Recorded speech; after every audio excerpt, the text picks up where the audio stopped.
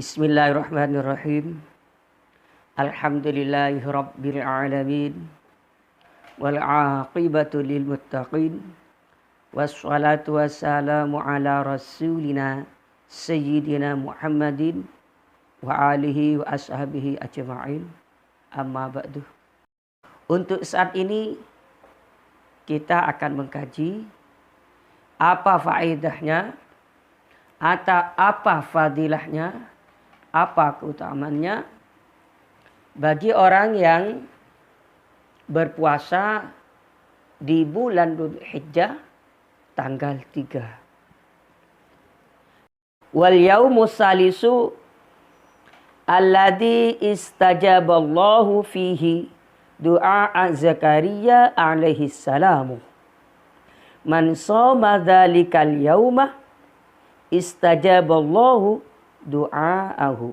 Barang siapa yang berpuasa pada tanggal 3 bulan Dzulhijjah, maka apa yang akan didapat baginya, apa yang akan diberikan oleh Allah padanya, yaitu doa-doanya akan dikabulkan oleh Allah. Karena apa?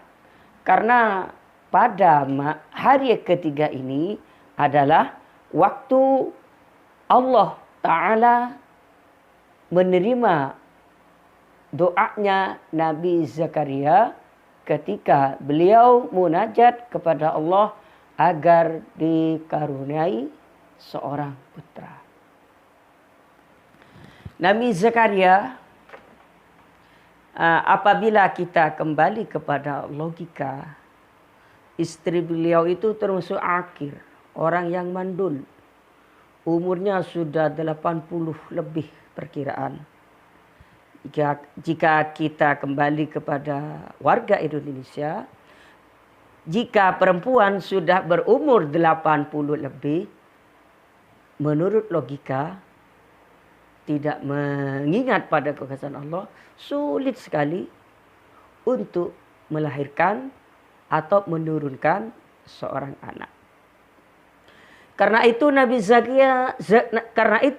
Zakaria sadar kalau dia itu tidak mungkin diberi seorang anak.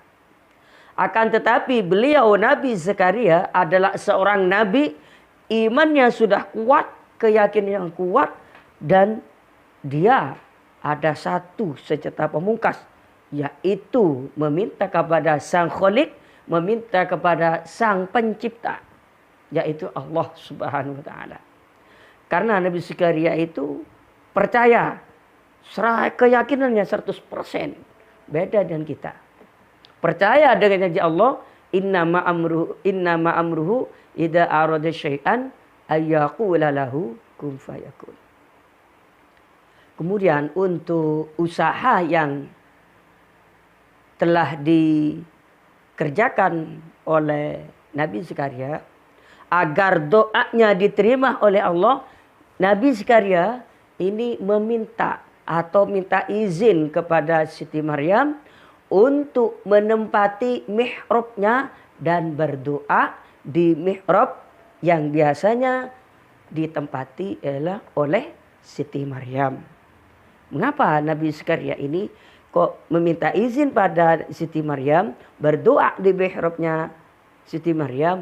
Karena Siti Maryam ini meskipun beliau tidak mempunyai suami, diberi putra oleh Allah, yaitu Nabi Isa. Gak punya suami bisa punya putra. Ini Nabi Zakaria punya istri, tapi istrinya mandul. Anggapan Nabi Zakaria, wong Siti Maryam saja berdoa, beribadah di mihrabnya itu diberi putra, apalagi saya. Istri punya. Ya berarti kalau saya lebih, pasti akan dikabulkan oleh Allah. Wong Nabi Siti Maryam saja itu bisa punya putra, gak punya suami, apalagi saya, istri sudah ada. Nah, kemudian minta izin kepada Siti Maryam untuk menempati, untuk berdoa di mihrabnya. Nah, kemudian Nabi Zakaria bercerita, pada bercerita, menyampaikan di dalam izinnya bahwasanya dia itu berdoa tujuannya agar dikaruniai seorang anak. Dia itu meminta izin untuk menempati mihrabnya karena di mihrab itu adalah tempat yang mustajab. Kemudian Siti Maryam mengizinkan untuk berdoa di mihrabnya. Setelah mendapat izin, kemudian Nabi Zakaria berdoa di mihrabnya. Di antara doanya yang ada di dalam Quran itu yang kalau saya artikan secara bebas yang seperti ini. Ya Allah ya Rabbi, berilah kami seorang anak dzurriatan thayyibah, anak yang baik. Dan saya sadar ya Allah, istri saya sudah mandul, tapi Engkau adalah Zat yang Maha Kuasa ya Allah. Karena Engkau adalah Zat yang Maha Kuasa, Maha segalanya, Maha Rahim, Maha Rahman ya Allah. Kabulkan doa kami ya Allah dengan permintaan kami, yaitu seorang anak atau dzurriatan thayyibah. Kemudian doanya Nabi Zakaria di mihrabnya Siti Maryam itu dikabulkan oleh Allah pas tanggal 3 bulan Dzulhijjah. Doanya diterima oleh Allah.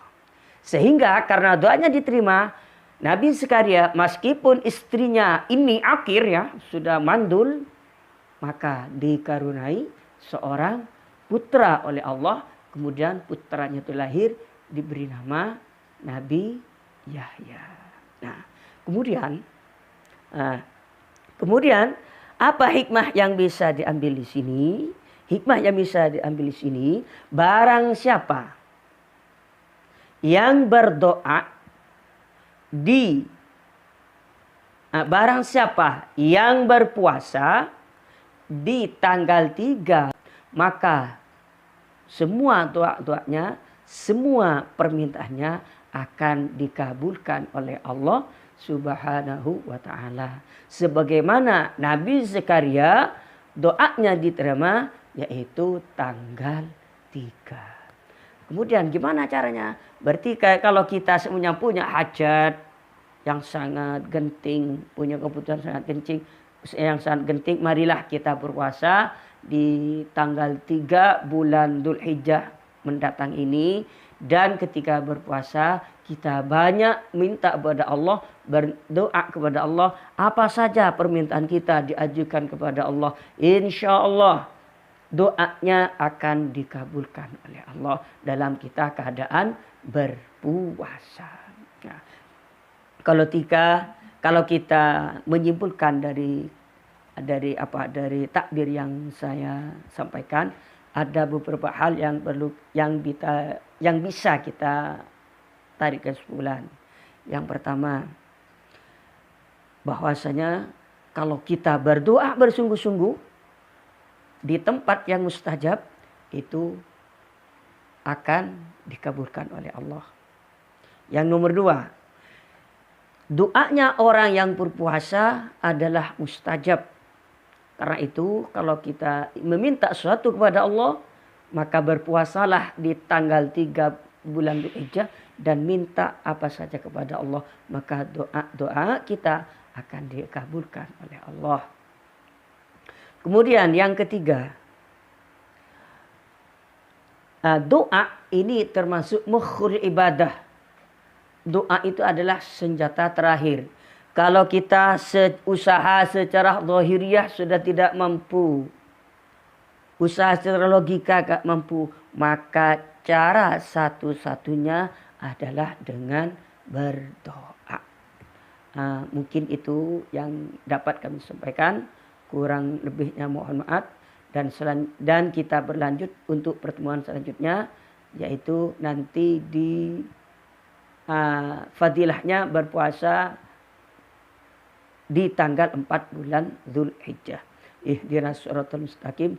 Wassalamualaikum warahmatullahi wabarakatuh.